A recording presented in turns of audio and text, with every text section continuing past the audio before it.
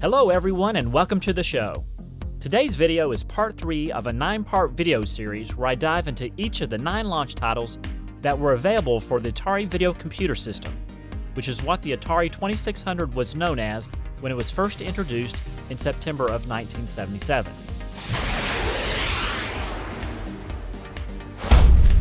Today we are launching into space with the first space game for the VCS titled Starship, and that is the topic for today's video.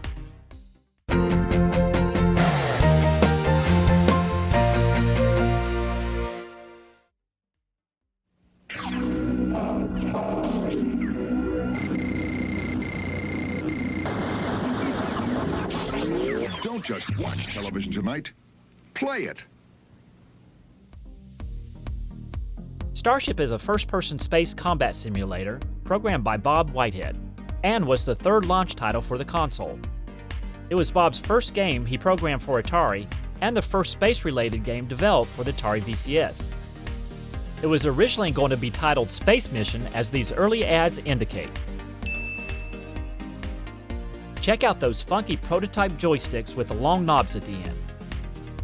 By the time the second ad came out, they had moved to the joysticks we all know so well. The rebranded Sears Telegames version of Starship is titled Outer Space. Bob Whitehead was a programming powerhouse. The other games he did for Atari are Blackjack, Casino, Home Run, and Football. He then moved over to help start Activision and programmed Boxing, Chopper Command, Private Eye, Skiing, Skyjinx, and Stampede. Check out my video on Stampede. It's episode number 2. Starship was based on the arcade game Starship 1. It was a first-person shooter space combat game developed and manufactured in 1977. The game takes inspiration from the then very popular television series Star Trek. Strangely enough, the object of the game is to save the Federation by shooting down the Enterprise ships. Your weapons include phasers and a limited number of photon torpedoes that will remove all ships currently on the screen. I'm surprised that Atari did not get slapped with a lawsuit on this one. It also contains the first known Easter egg in any arcade game. It is activated with the appropriate sequence of the machine game controls. The game displays the message "Hi Ron" in reference to the game designer Ron Milner and gives 10 free games.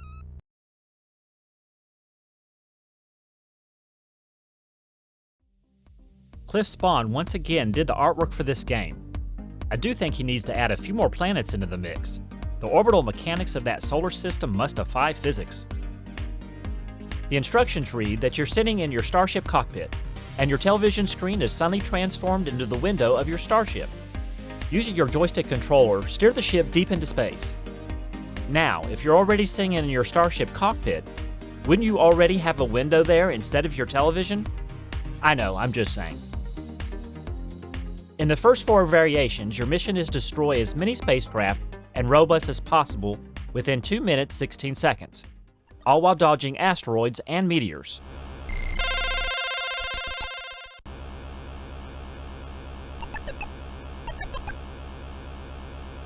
The meteors here are the grouping of dots.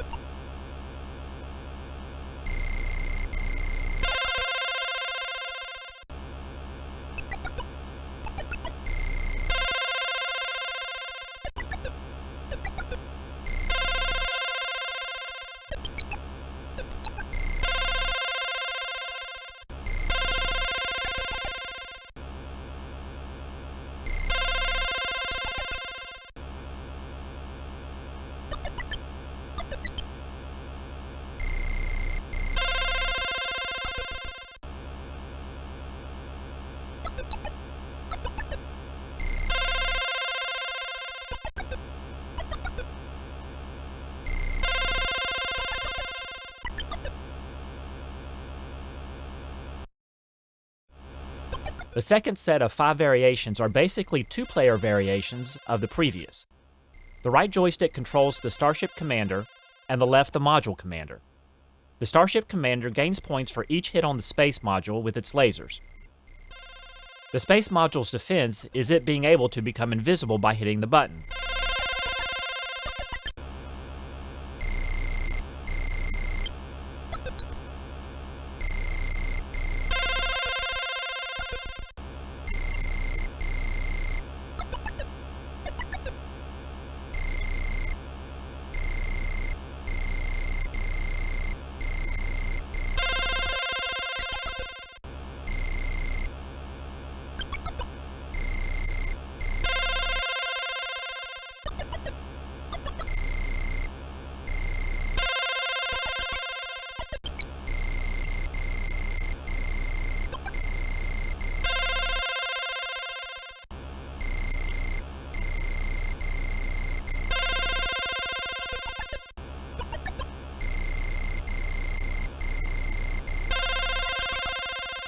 After 2 minutes, 16 seconds, the roles are reversed.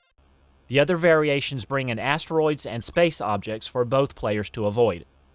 The Starship Commander can get extra points by destroying space objects.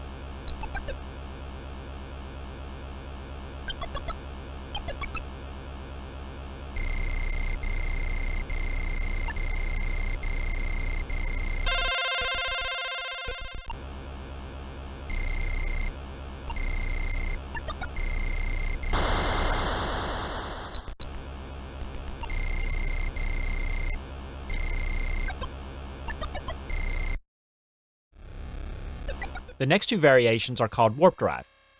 The goal is to gain as many parsecs as you can while avoiding 1 or 2 asteroids. You can travel faster by pushing the fire button to enter Warp Drive. But of course, you will not have enough maneuverability to dodge while traveling that fast. Guess how much time you get for this round? Yep, 2 minutes and 16 seconds.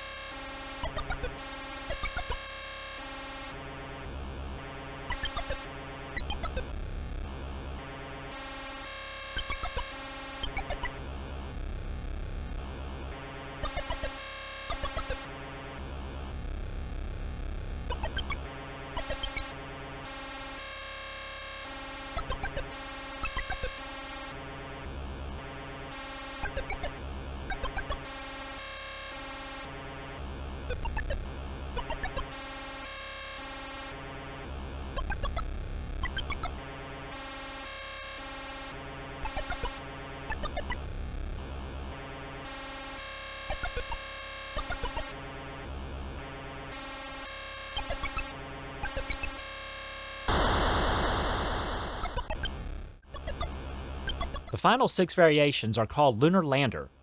You basically steer your lander to a piece of green cheese and then hit your retro rockets to signal a landing. The different variations add asteroids floating around you, which you must steer around. You have 2 minutes and 16 seconds to land as many times as you can.